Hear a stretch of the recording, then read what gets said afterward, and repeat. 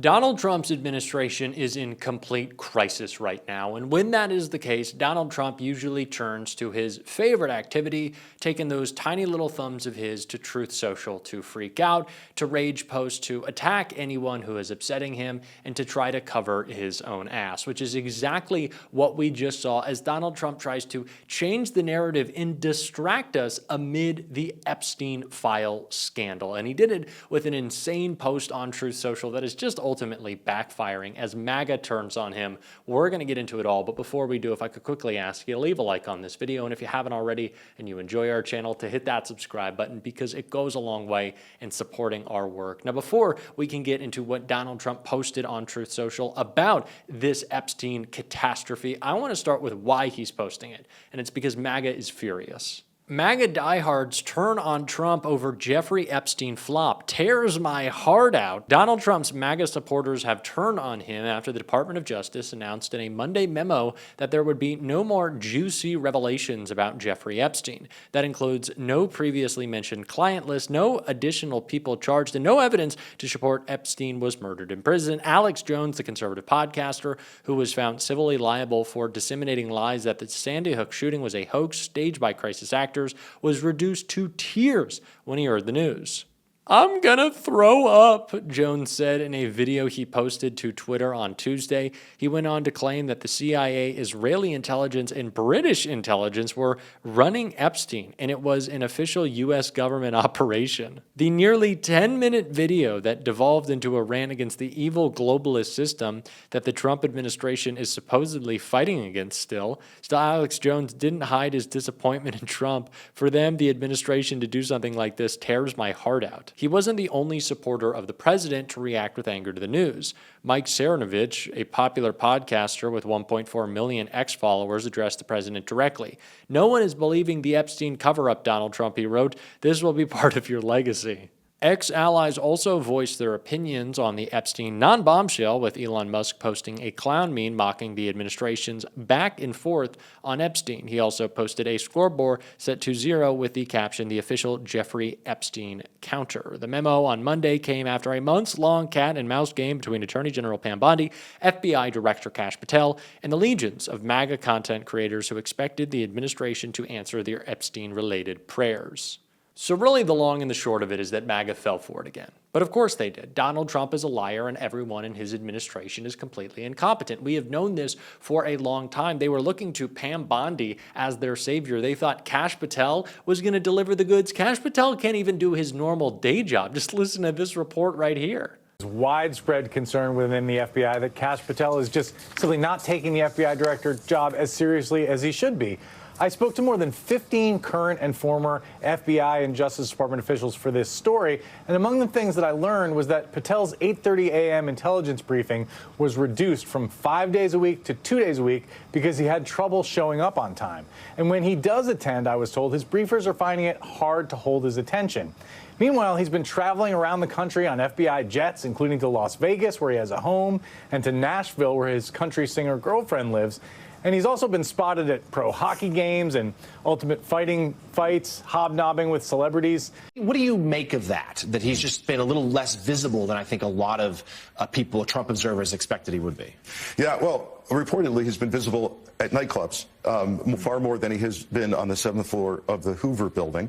And there are reports that daily briefings to him have been changed from every day to maybe twice weekly. So this is both a blessing and a curse. Because if he's really trying to run things without his experience, without any experience level, things could be bad. If he's not plugged in, things could be bad, but he's allowing agents to run things. So we don't know where this is going, but the one word that keeps coming back at me from inside that building is chaos. People don't know what's happening from day to day. So it seems like right now that although MAGA is furious with Trump, Kash, and Bondi, Pam Bondi is the one who is getting hit the hardest. MAGA is calling for her to resign. Donald Trump hasn't said anything supportive of her. We saw Carolyn Levitt, who's kind of a good tell for this stuff, kind of dance around the statements that she made about a list, didn't really want to address it at all.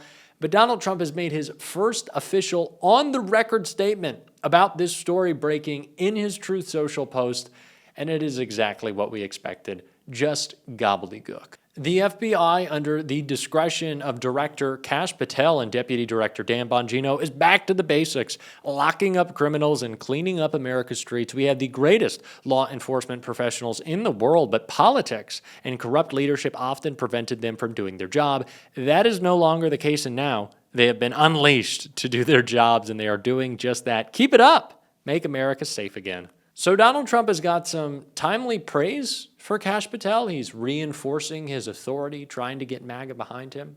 Why is that? Is it maybe because Kash just released this report?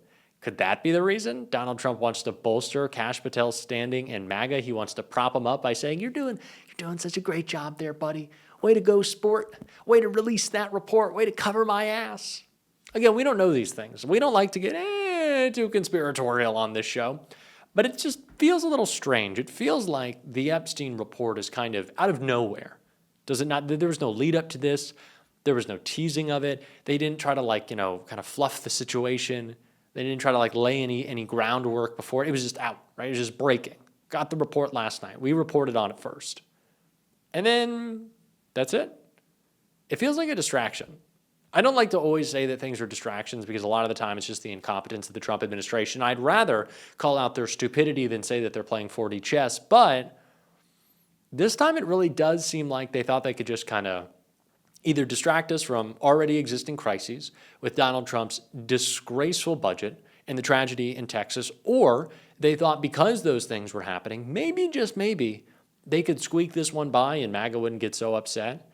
It's the reason that we have to be able to tell these broader narratives about the Trump administration. It's why I like to circle back and bring in so much when we do these videos, because there's so much more to talk about than just what the current event is, right? Because if we just talk about the current event and don't look at it in this broader picture of the Trump administration, we kind of lose the forest of the trees. Or however did I screw that up? I don't know. It's not important. Phraseology isn't important right now. What's important is that we talk about the incompetence of this administration that is quite literally costing people their lives right now. Their lies, their cuts, their idiocy, costing people lives. It's no longer liberals freaking out, or the liberals, they're freaking out. All these warnings about Donald Trump. He's not a fascist. He's not gonna kill you. Well, he has. Millions of people during his first term, unnecessarily. COVID. Now people are losing their lives again. Donald Trump doesn't care. Doesn't care. It's sickening. And someone who I think did a great job breaking it all down, as best you can in a moment like this, was Nicole Wallace. 4 o'clock in the east, it's 3 p.m. in central Texas, the site of one of the most devastating and tragic floods in the United States in the past 100 years. At least 90 people have lost their lives. Many others are still missing after catastrophic flash flooding Friday morning along the Guadalupe River. This time-lapse video shows just how quickly the waters rose there, swamping a highway in a matter of minutes. The Guadalupe River rose by 26 feet in just 45 minutes, catching countless people by surprise. Here's how some people have described what happened. Opened the door and the water was up to the door.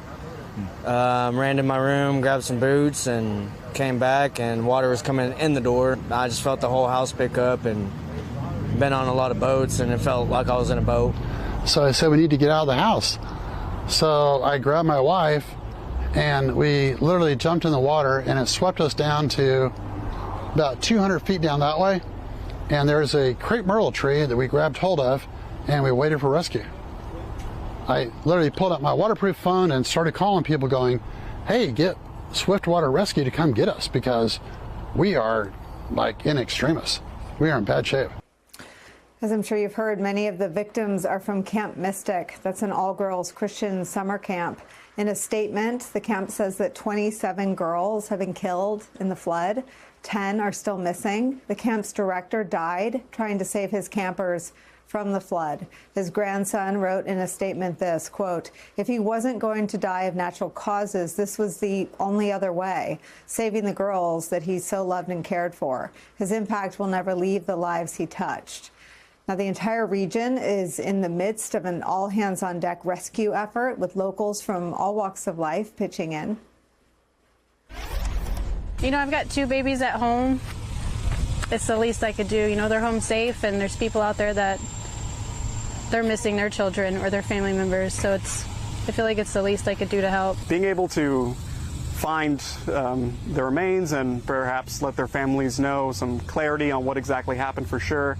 I know if I was in that situation myself, it would bring me some closure knowing definitively what happened instead of continuously holding out, wondering if the one I love is still out there.